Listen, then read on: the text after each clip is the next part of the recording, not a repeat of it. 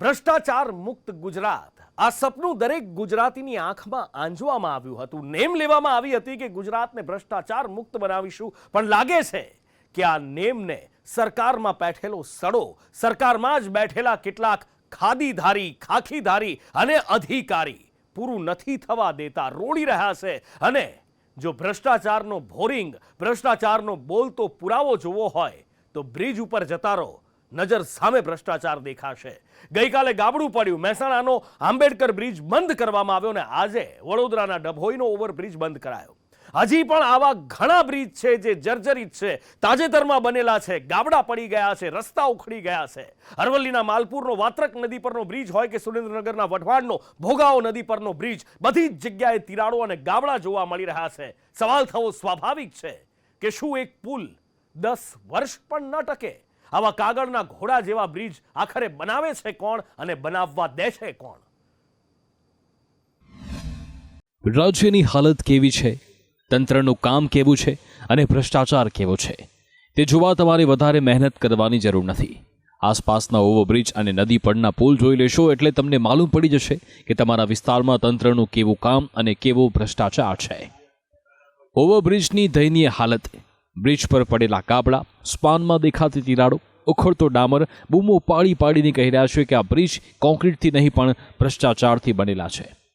હજી તો ગઈકાલે જ આપણે મહેસાણાના આંબેડકર બ્રિજનું ગાબડું જોયું અને હવે બીજા અનેક બ્રિજની દયનીય હાલત સામે આવી છે. વડોદરા ડભોઈનો સરિતા ઓવરબ્રિજના સ્પાનમાં ગાબડું પડ્યું. અરવલ્લી માલપુરના વાત્રક નદી પરના બ્રિજમાં ગાબડા અને તિરાડો દેખાઈ, જ્યારે 5 દિવસ પહેલા જ ખુલ્લા મુકાયેલા વઢવાણના ભોગાવ નદી પરના બ્રિજમાં તિરાડો પડતા અનેક સવાલ ઉઠ્યા. સૌથી પહેલા વાત વડોદરાની, જ્યાં ડભોઈના સરિતા ઓવરબ્રિજ પર ગઈકાલે લોડેડ ટ્રક પસાર થતા બ્રિજના સ્પાનમાં ગાબડું પડ્યું, જેને લઈ હાલ તંત્રે બ્રિજ બંધ કર્યો છે તો કોન્ટ્રાક્ટરે થીગડા મારવાના પ્રયત્નો શરૂ કર્યા છે.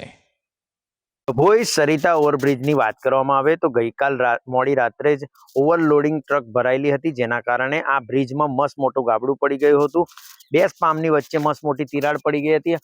રાતોરાત આરએનબી વિભાગ દ્વારા આ ગાબડાને પૂરવાની કવાયત હાથ ધરવામાં આવી હતી, પરંતુ ક્યાંક અવધૂત કન્સ્ટ્રક્શનના કોન્ટ્રાક્ટર પર સવાલ ઉઠ્યા છે.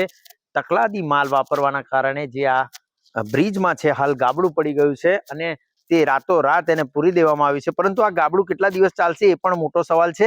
જે રીતે અત્યારે હાલ બ્રિજમાં ટેકા લગાવી, પ્લેટો લગાવીને અત્યારે હાલ બ્રિજમાં છે તે ગાબડું તો પૂરી દેવામાં આવ્યું છે, પરંતુ આ ગાબડું પૂરાયેલું કેટલા દિવસ ચાલશે તે પણ અહીંયા લોકો સવાલ ઉભા કરી રહ્યા છે. હવે જુઓ અરવલ્લીના માલપુરનો વાત્રક નદી પરનો જોખમી બ્રિજ. પુલની રેલિંગના સળિયા દેખાઈ રહ્યા છે. પુલના નીચેથી પાયાને બિંબમાં મોટી મોટી તિરાડ દેખાઈ રહી છે. સંદેશ ન્યૂઝ ગ્રાઉન્ડ ઝીરો રિપોર્ટ માટે પહોંચ્યું છે માલપુર તાલુકાના અણિયોરથી ઉભરાણ તરફના રોડ ઉપર. દ્રશ્યમાં આપ જોઈ શકો છો કે અણિયોરથી ઉભરાણ તરફ વાત્રક નદી ઉપર 1998-99ની અંદર 76 લાખ રૂપિયાના ખર્ચે બાંધેલો આ પુલ છે. આ જે પુલ છે હાલ એની જગ્યા પરથી ક્યાંક ને ક્યાંક ખસી ગયેલો સ્પષ્ટપણે જોઈ શકાય છે. દ્રશ્યમાં આપ જોઈ શકો છો કે પુલ છે એના રોડથી પુલની જે દિવાલ છે કે જે પેરાફિટ કરેલી છે એ પેરાફિટથી ક્યાંય ખસેલો છે. એથી આગળ પણ આપણે બતાવવા માગીશું કે આ જે બીમ ભરેલા છે એ વચ્ચેનો જે રસ્તો છે એ રસ્તા ઉપરથી પણ ક્યાંક ને ક્યાંક પુલ ખસી ગયેલો સ્પષ્ટ જણાઈ આવે છે. આ જે પુલની બંને બાજુ જે પેરાફિટ કરેલી છે એના સળિયા પણ દેખાયેલા છે, ત્યારે આ પુલના જે બીમ છે એ બીમની અંદર પણ ક્યાંક ને ક્યાંક તિરાડો જોવા મળી છે. ત્યારે આટલા સમયથી બનાવેલા પુલ ઉપર એક પણ વખત મરામત કરવામાં આવી નથી, જેના કારણે હાલ આ જે પુલ છે એ જર્જરિત છે. હવે જુઓ 5 દિવસ પહેલા જ ખુલ્લા મુકાયેલા બ્રિજની હાલત. સુરેન્દ્રનગર શહેરમાં જિલ્લા પંચાયત કચેરી પાસે ભોગાવ નદી પરના બ્રિજમાં અત્યારથી જ તિરાડો દેખાવા લાગી છે, જેને લઈ સ્થાનિક આગેવાનનો આરોપ છે કે બ્રિજમાં મોટો ભ્રષ્ટાચાર થયો છે. ઉદ્ઘાટનના મોટા પોતાના નામે કરવા માટે આ ઉતાવળ કરી અને ભ્રષ્ટાચારમાં પોતાના 5 આંગળા રાખી અને 5 કરોડના ખર્ચે લોકોના ખિસ્સાના ટેક્સના રૂપિયા જ્યારે આ બનતા હોય ને એમાં આવડો મોટો ભ્રષ્ટાચાર. માત્ર ને માત્ર ઉદ્ઘાટનના 10મા દિવસે પુલમાં તમે જો આવડી મોટી તિરાડો પડી ગઈ છે. ત્યારે અત્યારે હાલમાં જો હજી 5 જ દિવસમાં આ પુલ માં મોટી તિરાડો દેખાય છે, વચ્ચે જોઈન્ટ પણ છૂટા થવા માંડ્યા છે. અગાઉના દિવસોમાં શું આ દુર્ઘટના થશે તેનો જવાબદાર કોણ? સુરેન્દ્રનગર નગરપાલિકાના અધિકારીઓને અને પદાધિકારીઓને ભ્રષ્ટાચાર કરવા સિવાયનું કોઈ કામ નથી. તેઓ કોન્ટ્રાક્ટર પાસેથી મસ્ત મોટા કમિશન લેતા હોય એવું સ્પષ્ટ દેખાઈ રહ્યું છે. સુરેન્દ્રનગરના જે તમામ પુલો છે એ બિસ્માર હાલતમાં છે. 4-5 દિવસમાં તિરાડો પડે છે. આ તાજેતરમાં જ મોરબી અને બરોડા જેવી દુર્ઘટના બની હોવા છતાં સુરેન્દ્રનગર નગરપાલિકાના શાસકો તેમાંથી કોઈ પણ જાતની શિક્ષણ લેતા નથી, કોઈ પણ જાતની તકેદારી રાખતા નથી. સ્થિતિ જોતા લાગશે કે ગુજરાતના બ્રિજ કોન્ક્રીટથી નહીં પણ ભ્રષ્ટાચારથી બની રહ્યા છે. એવું નથી તો કેમ ગુજરાતના બ્રિજની ઉંમર 5 થી 10 વર્ષની થઈ ગઈ છે? ક્યારેક બ્રિજમાં ગાબડા પડે છે, ક્યારેક ડામર ઉખડે છે, ક્યારેક બ્રિજના સ્પાન બેસી જાય છે. જ્યારે આવી કોઈ ઘટના સામે આવે તો તંત્ર અને કોન્ટ્રાક્ટર માત્ર ને માત્ર થીગડા મારી સંતોષ માને છે. ન તો તંત્ર પર કોઈ કાર્યવાહી થાય છે, ન તો તંત્ર કોન્ટ્રાક્ટર પર કોઈ કાર્યવાહી કરે છે. પરિણામે ગુજરાતના બ્રિજ ભ્રષ્ટાચારના ભોરિંગ બની ગયા છે. બ્યુરો રિપોર્ટ, સંદેશ ન્યૂઝ. ઉનાળો હજી તો શરૂ નથી થયો અને રાજ્યમાં પાણીની પારાયણ શરૂ થઈ ગઈ છે. નલ સે જલ યોજનાનો ધૂમ પ્રચાર થઈ રહ્યો છે, પણ તેમ છતાં વરવી વાસ્તવિકતા એ છે કે લોકોને પાણી માટે ફાંફા મારવા પડી રહ્યા છે. મહાનગરોમાં પાણીના ટેન્કરો દોડી રહ્યા છે ને ગામડાની તો સાહેબ વાત જ શું કરવી. બદથી બદતર જીવ બળીને રાખ થઈ જાય એવી હાલત છે ગામડાઓમાં. રાજ્યના નાગરિકો પાણી માટે રીતસર ટળવળી રહ્યા હોય એવું નજર સામે દેખાય છે.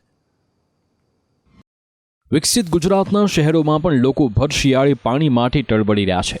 આજે રાજકોટની મહિલાઓ પાણી માટે રણચંડી બની હતી. રાજકોટની 3 સોસાયટી સત્યમ, શિવમ અને સુંદરમનો પાલિકા વિસ્તારમાં સમાવેશ થયો છે. તેમ છતાં હજુ સુધી ત્યાં પાણીના કનેક્શન પહોંચ્યા નથી, જેના કારણે 3 સોસાયટીમાં પાણી માટેના ટેન્કર દોડાવવા પડે છે.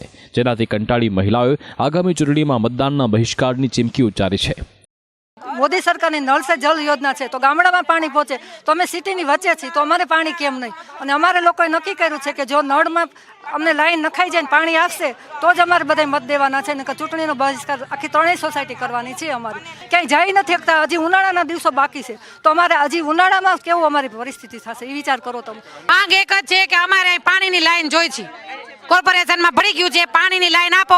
જ્યાં સુધી નો વ્યવસ્થા થાય ત્યાં સુધી રોડ ટેન્કર 10 મિનિટ આપવાનું છે. પાણી બિલકુલ આવતું નથી અમારે. પણ ખાલી રાજકોટ મનપાના વિસ્તારમાં પાણીના ટેન્કર દોડે છે તેવું નથી. જામનગરના 16 વોર્ડમાંથી 5 વોર્ડમાં પણ ટેન્કરથી પાણી પહોંચાડાય છે. જામનગર શહેરમાં કોર્પોરેશન દ્વારા 125 mld પાણી શહેરને પૂરું પાડવામાં આવે છે, પરંતુ શહેરમાં હજુ પણ કેટલાક વિસ્તારો એવા છે જેમાં ટેન્કર મારફત પાણી પૂરું પાડવામાં આવે છે. જામનગર શહેરમાં કુલ 16 વોર્ડ આવેલા છે, જેમાં વોર્ડ નંબર 1, 6, 11, 15, 16 આ જે 5 વોર્ડ છે તેમાં નવા ભળેલા જે વિસ્તાર છે તેમાં ટેન્કર દ્વારા પાણી પૂરું પાડવામાં આવે છે. ખાસ કરીને હાપા, ઠેબા ચોકડી વિસ્તાર, લાલપુર ચોકડી, બાયપાસ રોડ, રિંગ રોડ વગેરે આ વિસ્તારમાં 88 ટેન્કરથી પાણી પૂરું પાડવામાં આવે છે. એટલે કે જામનગર શહેરના છેવાડાના વિસ્તાર હજુ પણ પાણી માટે વલખા મારી રહ્યા છે. ત્યારે તંત્ર દ્વારા વહેલામાં વહેલી તકે આ કાર્યવાહી કરી અને લોકોને ટેન્કર મુક્ત કરવામાં આવશે. જ્યારે ભાવનગરમાં પણ 13 વોર્ડમાંથી 5 વોર્ડમાં ટેન્કર રાજ ચાલે છે. ભાવનગર શહેરમાં પીવાના પાણીની સમસ્યા દિવસે ને દિવસે ગંભીર બનતી જઈ રહી છે. જ્યારે શહેરના 13 વોર્ડમાંથી 5 વોર્ડમાં પીવાનું પાણી ટેન્કર દ્વારા મોકલવામાં આવે છે. વોર્ડ નંબર 1, 3, 5, 10 અને 13 જેમાં સાંઈબાબા સોસાયટી, તિલકનગર, કુંભારવાડા અને નારી જેવા વિસ્તારોમાં પીવાનું પાણી ટેન્કરો દ્વારા મોકલવામાં આવી રહ્યું છે. ગામડાઓની વાત કરીએ તો ગુજરાતના 526 ગામડામાં હજુ પણ નલથી જળ નથી પહોંચ્યું. ત્યાં પણ ટેન્કર દ્વારા પાણી પહોંચાડાય છે. કચ્છ અને બનાસકાંઠાની હાલત સૌથી ગંભીર છે. સૌરાષ્ટ્રના કેટલાક ગામડાઓમાં પણ મોટી મુશ્કેલી છે. તાલાલા ગીરના જયપુર ગામની મહિલાઓ પાણી માટે વર્ષોથી વલખા મારે છે. છેલ્લા 14 વર્ષથી સ્વજલધારા યોજનાની પાઇપલાઇન 500 મીટર જેટલા એરિયામાં બનવાની છે, જેના કારણે ગ્રામજનોને હાલાકી પડી રહી છે. કેટલા દી 5 દી આવે ને 100 દી આવે ને 7 દી આવે ને નો આવે તો પછી પાણી વિના નહીં. પાણી દૂર તો અમારે પાણી રાખડી અહીંયા આવે, નો આવે તો અમારે સેફટી જવું પડે ભાઈ વાડીમાં. પછી વાડીમાં ન ફરત તો પાછું આવવું પડે. અટાણે 2-3 દી આવે, ઉનાળામાં કાંઈ થાય વૈશાખ મહિનામાં. સ્થાનિકોનો આરોપ છે કે પાણી પુરવઠા અધિકારીની અવારનવાર રજૂઆત કરી પણ ગરીબોની ફરિયાદ કોઈ સાંભળતું નથી. અધિકારીઓની અને કોન્ટ્રાક્ટરની મિલીભગતથી કામ બાકી રહ્યું છે અને મુશ્કેલી ગ્રામજનોની પડી રહી છે. સમસ્યા તો આ કાગળ તમને હાથમાં જોતા જ ખબર પડી જાય કેટલા કાગળિયા કરશે. કાગળ કરી એટલી હદ સુધી કાગળ કર્યા છે કે મારો હાથ રહી ગયો પણ સરકારની આંખ ખુલી નથી હજી સુધી.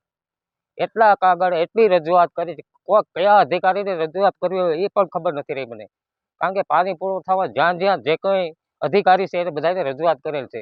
મને એવું લાગ્યું છે કે આમાં અધિકારીઓના પાપે જ આ ગામ પાણી વિનાનું છે.